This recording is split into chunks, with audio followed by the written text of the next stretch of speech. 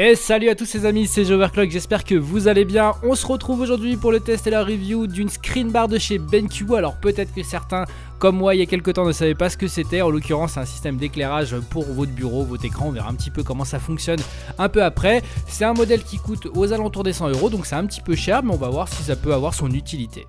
Allez, maintenant on va parler un petit peu de cette barre, de cette screen bar de chez BenQ. Alors comment ça fonctionne? Bah ça c'est simple en fait, hein. C'est une barre qui est équipée de LED, hein. Vous pouvez voir les LED ici, j'essaie de vous mettre des plans peut-être un petit peu plus sympas.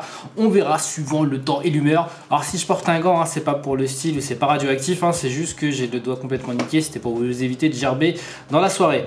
Quoi qu'il en soit, des LED, je vous l'ai dit en dessous, on aura des boutons de fonction. Donc là, en l'occurrence, on va commencer par ce côté-là, l'alimentation, donc pour l'allumer ou pour l'éteindre. Ici, un bouton qui va être en relation avec la petite sonde que vous voyez ici. Alors, je ne sais pas si vous la voyez très bien. Hop, globalement, ça va analyser la luminosité de votre pièce et ça va ajuster l'éclairage en fonction. Donc ça, c'est plutôt sympa. C'est une fonction qui est plutôt cool si vous n'avez pas envie de vous embêter avec les réglages.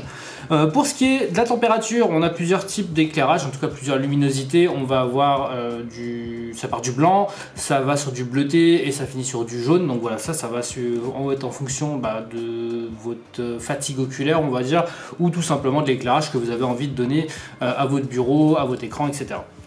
On a ici la luminosité, on a la possibilité de la régler sur plusieurs profils. On va avoir du plus intense au moins intense forcément.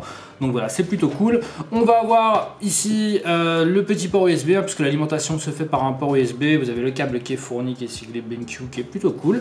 On va avoir le support pour l'écran, ça se passe plutôt bien. C'est assez lourd, c'est de bonne qualité. Franchement, c'est assez qualitatif, il n'y a pas de souci là-dessus. Ça va être siglé BenQ ici. C'est joli, c'est propre, il n'y a pas de problème là-dessus. Comment ça marche? On va devoir clipser, alors c'est sûr que je vais pas y arriver pendant le truc forcément. Hop, on va essayer de faire ça. Hop, bah si, c'est tout simple en fait. On va avoir un petit support qu'on va tout simplement mettre sur l'écran. C'est-à-dire que là, mon doigt fait l'écran, vous mettez ça là-dedans, hop, et ça arrive au-dessus de votre écran. Vous le verrez après dans le reste de la vidéo. Donc voilà, c'est un petit kit plutôt sympa. Moi, j'en ai pas grandement l'utilité, je vais être honnête avec vous, parce que j'ai suffisamment d'éclairage, etc.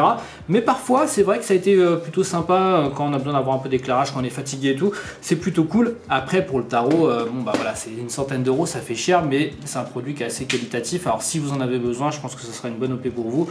Il existe plusieurs modèles d'ailleurs à ce niveau là. Il existe ce modèle là qui est tout basique, enfin tout basique, en tout cas le moins évolué des trois. Je sais que vous en avez un autre qui est d'une autre catégorie, qui est beaucoup plus gros, et vous avez un autre avec un petit pad, avec un petit pod en fait à mettre sur votre bureau, et là vous pouvez jouer avec les réglages, etc.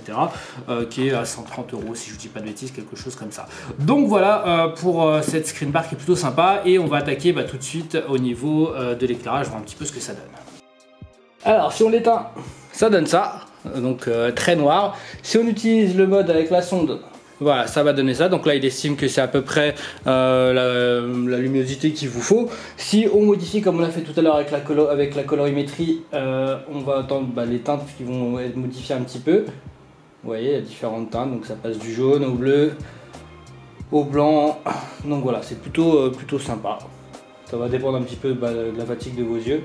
Là c'est pareil, on va augmenter ou descendre la luminosité. Donc on va aller du plus haut et ensuite on va redescendre au plus bas.